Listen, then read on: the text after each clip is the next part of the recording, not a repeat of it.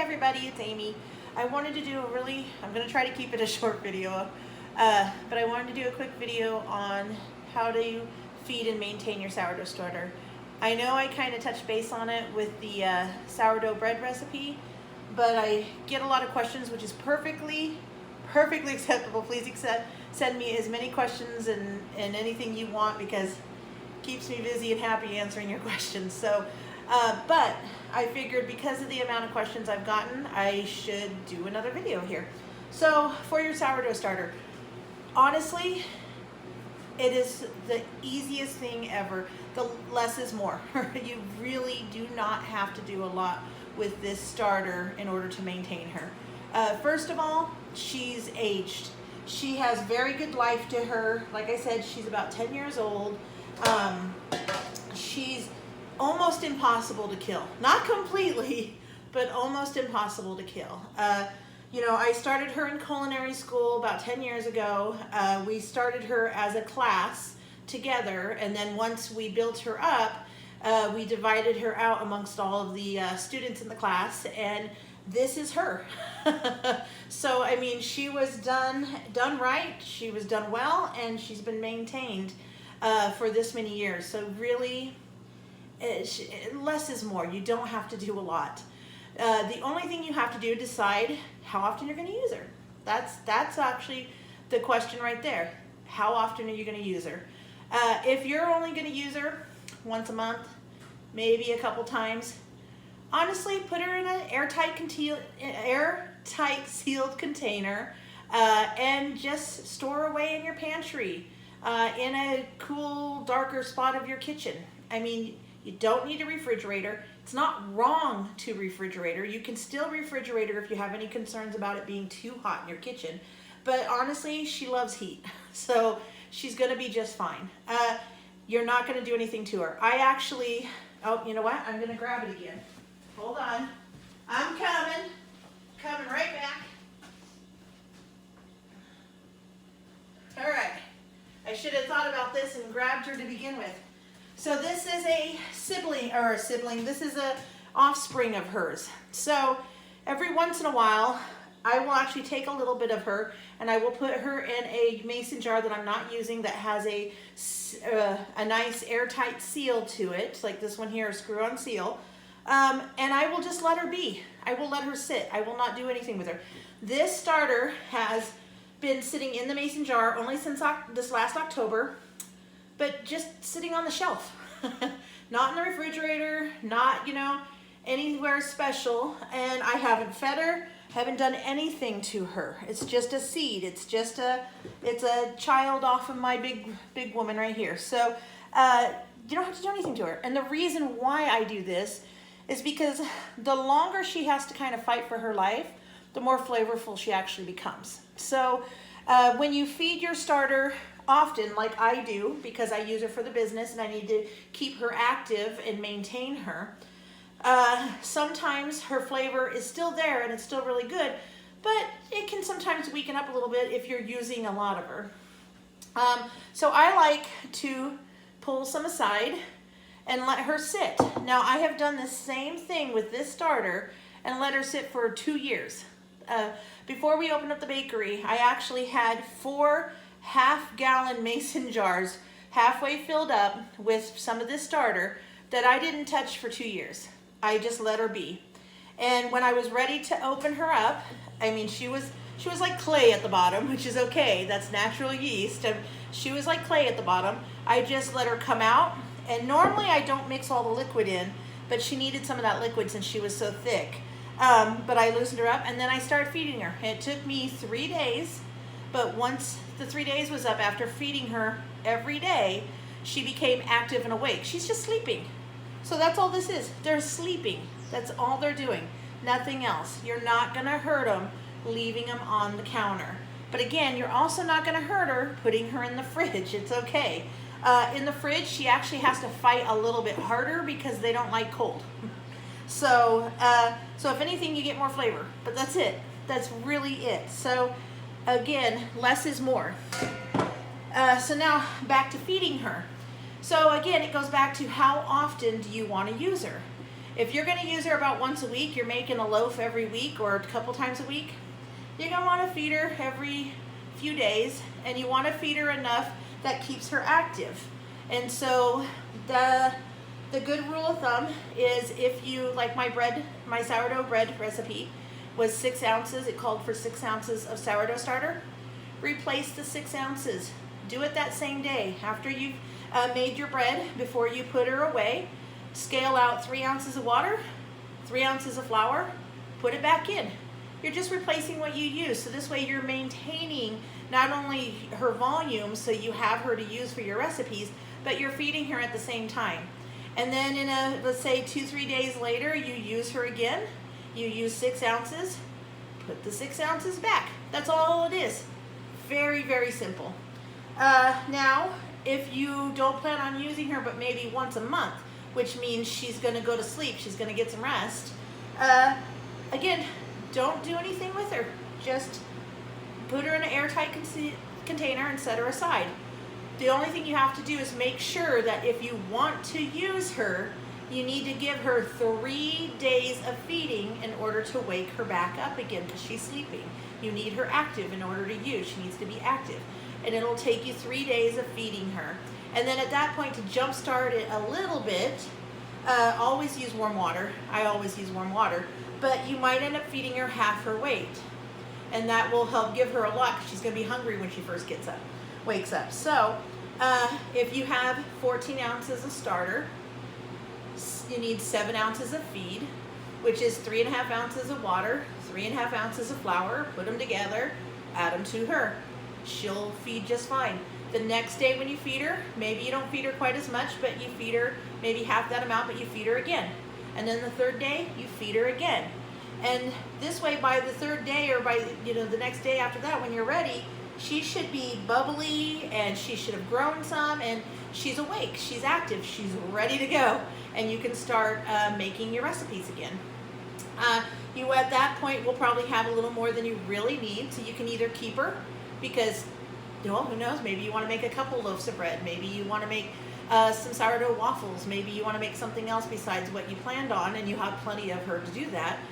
Or share her, give her some away. Everybody out there loves starting a sourdough starter. Takes you time. It takes you several days, if not to a week, and that's if you don't kill her. And even at that point, it don't have a lot of flavor. It takes time and aging for her to really develop the good flavor that seasoned and aged sourdough starters have. And so just share her. That would be a great thing to do. Other than that, that's all you have to do. She's very easy. If you use her on a regular basis, a couple times a week, feed her what you replace. If you don't use her and you want to put her away and you're not planning on using her for like maybe once a month, or maybe you're not going to use her for months, just put her in an airtight container, store her away, and when you're ready to use her, feed her. Feed her for 3 days. Give yourself 3 days to wake her up. That's it. So I am going to feed my sourdough starter. Mine, of course, is made for a little more commercial, not a huge commercial. We're the tiniest little bakery ever, as I always say. But I need to feed her a little more than what you're going to probably be feeding yours. I have 4 quarts. That is 1 gallon. That's 128 ounces. And so I want to feed her, because I'm trying to build her up so that I can give her away to you guys. So I'm not going to feed her half her weight, though, because that's a lot. But with 128 ounces, I think I'm going to at least do 60 ounces here. So, yeah, I guess I am going to feed her half her weight. So I'm going to do 30 ounces of water.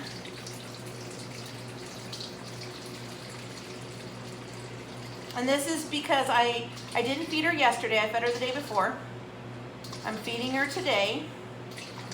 And I probably won't feed her tomorrow. I probably won't feed her till Saturday. But I'm not only just trying to keep her active so that I'm ready to use her, but also I'm trying to build her up so I can share her with you guys. And even though I'm building her up a lot, because she still has the original starter, she's the original gal, that flavor and that aging is still there. So All right, 30 ounces of flour. But like I said, you guys, less is more. Really don't stress over her. And when you go to store her, I said it before and I'm going to say it again, this region that we're in was new to me. So when I woke her up and started feeding her, she was getting kind of a leathery, dry skin at the top, which I hadn't experienced before. So I put a piece of plastic on top of her down over to keep that from happening. So for me, she does much better with a piece of plastic on her. If I don't, she just tends to get this little dry skin and yeah, and I don't like it. That's just, I don't want any cross-contamination. I don't want anything bad in her. I'm trying to take care of her and keep her clean. So I also change this container every once in a while because with me having her go up and down, up and down, up and down, a lot of times she gets this crusty little dry mess on the sides. And if she goes up to 8 or 12 quarts and then she goes back down, that's just a lot of mess. So every once in a while, I pull out a new container. I dump her in that, and then I wash the old one because I want to keep her clean. Okay, so I'm going to mix my little flour feed here. Sorry, I said this was going to be a short one, and it's becoming a little bit longer because I like to talk. But anyhow, I hope this is helping, and I hope this is answering some of your questions.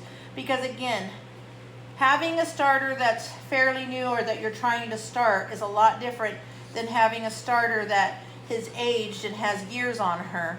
This girl has got some muscle. She's tough. So you don't have to worry about her so much. Again, it really just depends on you. How often you're going to use her. If you use her quite often, just replace what you use. That'll keep her fed. That'll keep it maintained. You know, it's a good rule of thumb. You don't have to count days or when was the last time I fed her or anything. Just feed her as you use her. But if you're not going to use her regularly, if you're going to let her sit and store her, store her. She's going to be just fine.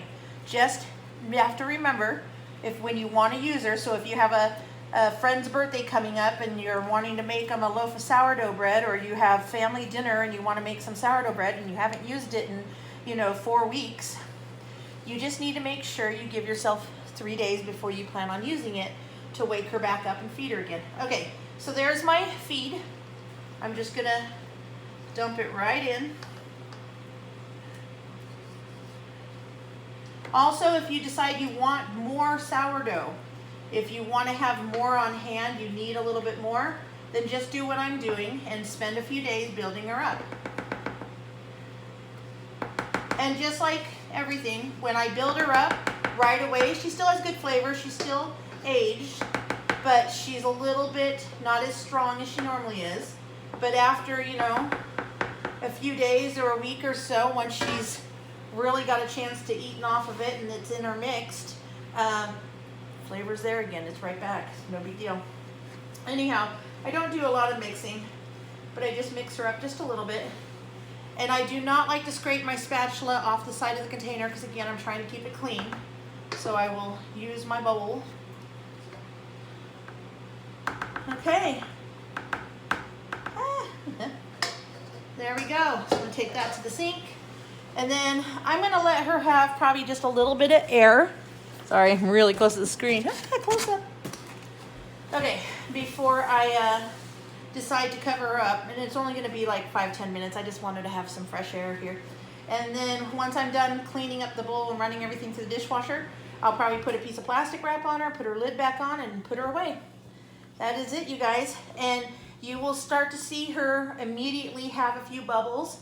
You will actually start to see them the air come up, the gases come up, because she's going to start eating almost immediately. And I don't know about you guys, but I'm entertained extremely easy. It's kind of sad and pathetic, but I sometimes will love to just sit here and watch her.